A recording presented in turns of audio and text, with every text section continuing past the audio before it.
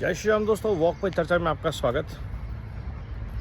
भारत का गौरव पे राष्ट्र विदूषक से राष्ट्र प्रदूषक और राष्ट्र प्रदूषक से राष्ट्रद्रोही की यात्रा जितनी सहजता से राहुल तय करते हैं, उतनी सहजता से तो शायद कोई ओम भूर्भुवः स्वः का मंत्र नहीं बोल सकता।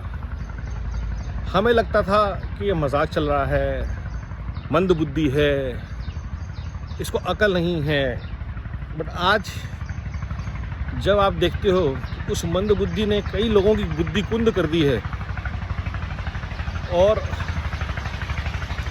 चाहे वो पेड लोग हों चाहे अनपेड लोग हों, लोग उसकी बातों को एम्पलीफाई करते हैं। जब वो फौज को डिवाइड करने की बात करता है, जब वो किसी भी कंपनी का सीईओ कोई पिछड़ा नहीं है, कोई गरीब नहीं है, ऐसी मंद बुद्धि की बातें करता है, लोग उसको एम्पलीफाई करते हैं। चाहे मजाक में करते हैं, चाहे उसकी बातों को सच मान के करते हैं। दोनों ही केस में एक प्रदूषण है ये व्यक्ति आपके मन के लिए, आपके विचारों के लिए।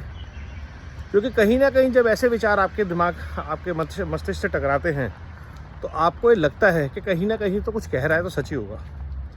और यहीं से शुरुआत होती है एक विघटनकारी सोच की। जब वो देश को यूनियन ऑफ स्टेट्स बोलता है, हाँ ठीक है, मैंने पहले भी एक बार कहा था, टू नेशन थ्योरी का जन्म भी ऐसे ही हुआ था कि कुछ लोगों ने मजाक मजाक में किसी लंदन की यूनिवर्सिटी में ऐसा कुछ बोल दिया, और वो थॉट इंसेप्शन वाले मोड में चला गया, सीड कर गया।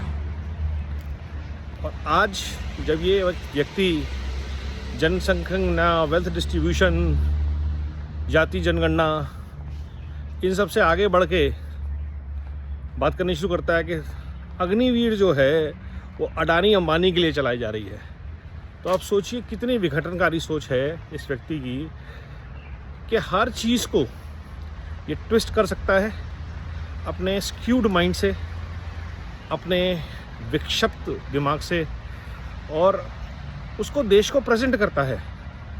और यही विडंबना होती है जब एक माँ के पागले लाडले बेटे को देश चलाने की जिम्मेवारी देने की बात की जाती है, तो उसके मन में वहम हो जाता है कि इतने लोग मेरी बात सुन रहे हैं, इतने लोग मेरे से जुड़ रहे हैं। उसको नहीं पता कि उसको बार बार युवराज, देश का प्रधानमंत्री, युवा नेता बनाने के लिए कितना करोड़ों रुपया उसकी माँ पैसे की तरह बहा रही, पानी की तरह पैसा बहा रही है। कहाँ से आ रहे हैं भारत जोड़ो यात्रा के कंटेनर, किसने बिल पे किए, और क्या रिजल्ट आया। आज अगर हम कॉर्पोरेट इंडिया में होते तो इस खर्चे का ऑडिट होता कि व्हाट डिड वी गेन। और इस इलेक्शन के बाद रिज़ाइन करेंगे खड़गे जी, रिज़ाइन करेंगे जयराम रमेश, क्योंकि युवराज ने तो पहले रिज़ाइन किया हुआ है, उनके ऊपर तो कोई पार्टी का दायित्व नहीं है, एमपी का दायित्व रहेगा नहीं। वयनाड वो हार चुके हैं, रायबरेली वो हारने वाले हैं। तो जिस व्यक्ति ने रिस्पॉन्सिबिलिटी ज़िंदगी में निभाई नहीं, उसके ऊपर देश विश्वास कैसे करे, पहली बात। और वो ये सोच फैला रहा है, उसकी इजाज़त क्यों दी जा रही है, ये दूसरी बात। डेमोक्रेसी के नाम पे, बोलने की आज़ादी के नाम पे कोई व्यक्ति कुछ भी उठ के कह दे, ये तो गलत है, और ये बहुत गलत है। अखिलेश यादव एक और नेपो किड हैं, नेपोटिज्म की औलाद। वो बोलते हैं जी हमने का मना किया है कि योगी जी अपने बच्चे ना करें, अपना परिवार ना करें। मतलब शर्म नहीं आती इन लोगों को कि एक परिवार के 6-6 लोग, 8-8 लोग लोकसभा के चुनाव लड़ रहे हैं और उसको पार्टी बोलते हैं। अरे फैमिली एंटरप्राइज बोल दो भाई।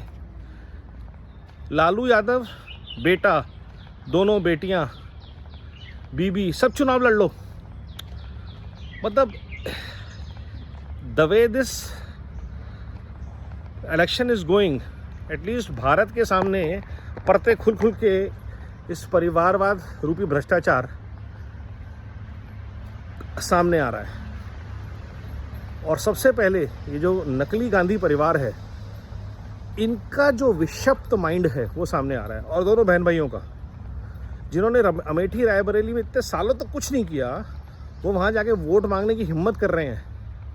ये विडंबना है।